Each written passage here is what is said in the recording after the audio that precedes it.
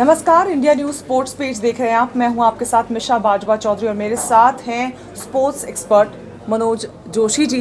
मनोज जी से आज हम खास तौर पे बात करने जा रहे हैं चुनाव की। हाँ, आप सरप्राइज होंगे कि स्पोर्ट्स का पेज है और हम बात कर रहे हैं चुनाव की इसलिए मनोज जी कि जैसे जैसे चुनाव नज़दीक आ रहे हैं, चुनाव की सरगर्मियाँ बढ़ी हुई हैं, कैंपेनिंग ज़ोरों शोरों से हो रही है और इसी कैंपेनिंग में कहीं ना कहीं पता चल रहा है, खबरें आ रही हैं कि प्लेयर्स का इस्तेमाल किया जा रहा है, बाहुबली की तरह उन्हें अपने साथ रखा जा रहा है। जिम से और अखाड़ों से प्लेयर्स को अपने साथ एंगेज किया जा रहा है, पॉलिटिकल पार्टीज़ की तरफ से, नुमाइंदों की तरफ से। तो किस तरह से देखते हैं आप इस तरह से प्लेयर्स को चुनाव में बाउंसर्स की तरह, अपने प्रोटेक्शन की तरह और दबंगों की तरह उनको साथ लेके चलने पे? देखिए, इस तरह की घटनाएं कोई नई नहीं है, लेकिन ऐसा हर बार होता है, चाहे वो विधानसभा के चुनाव हो, चाहे लोकसभा के चुनाव हो।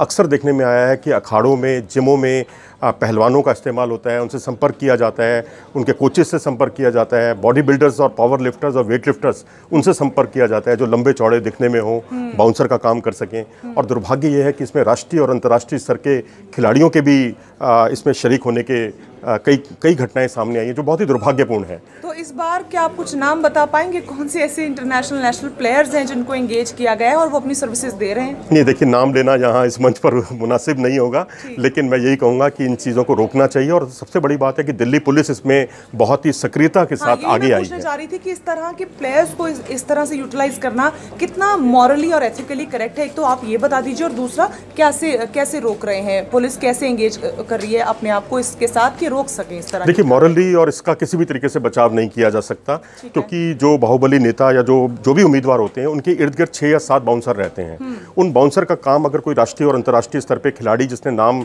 देश का नाम रोशन किया है, वो उनके साथ रहे, तो वो खेल के लिए बहुत अच्छी बात नहीं है, बहुत ही दुर्भाग्यपूर्ण है। तो ऐसी स्थिति में उन्होंने सभी दिल्ली के जितने जिम हैं और जो अखाड़े हैं उनसे संपर्क किया है कि अपने सभी पहलवानों की और सूची तैयार करें और उनको बताएं और उनके रोज़ अटेंडेंस लें।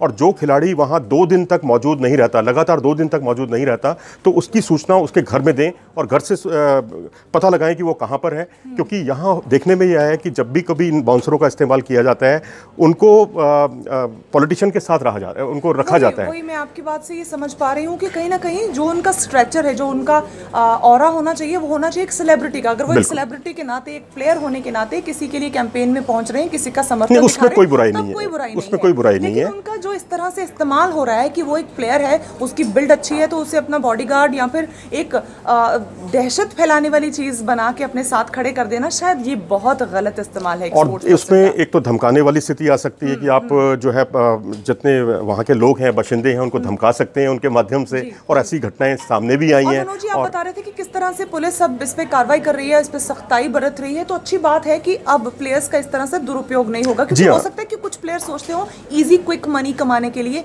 कर लेते हैं काम। इंटरस्टेट जो है ना, इस तरह की एक मीटिंग भी हुई है इंटरस्टेट पुलिस की, और उसमें दिल्ली के अलावा दिल्ली के ने पैरवी की थी और हरियाणा और यूपी पुलिस के नुमाइंदे भी वहाँ पर मौजूद थे।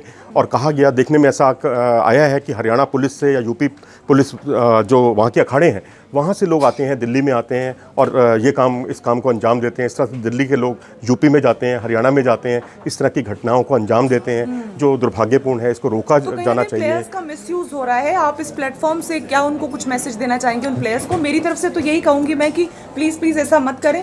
प्लेयर्स हमारे देश का गौरव है, उन्हें इस तरह के ओझी जॉब करने की ज़रूरत नहीं होनी चाहिए। और दरअसल क्या है कि वो पैसे के लालच में आ जाते हैं। उनको 3 से 3.5 हज़ार रुपया प्रतिदिन का डाइट के लिए दिया जाता है और उनको 3,000 से लेकर 4,000 रुपया प्रतिदिन का पारिश्रमिक के तौर पर दिया जाता है। मैं समझता हूँ कि पैसा कमाने के और भी जरिए हैं, आप अपनी मेहनत से, अपने बाहुबल से। और वैसे भी देखो, आप सेंट्रल गवर्नमेंट या स्टेट गवर्नमेंट की बहुत सारी योजनाएं हैं जिसमें आप देश के लिए नाम रोशन करते हैं, आपको भारी पुरस्कार राशि मिलती है, इनाम मिलता है और आपको नौकरियों तक की सुविधा मिलती है।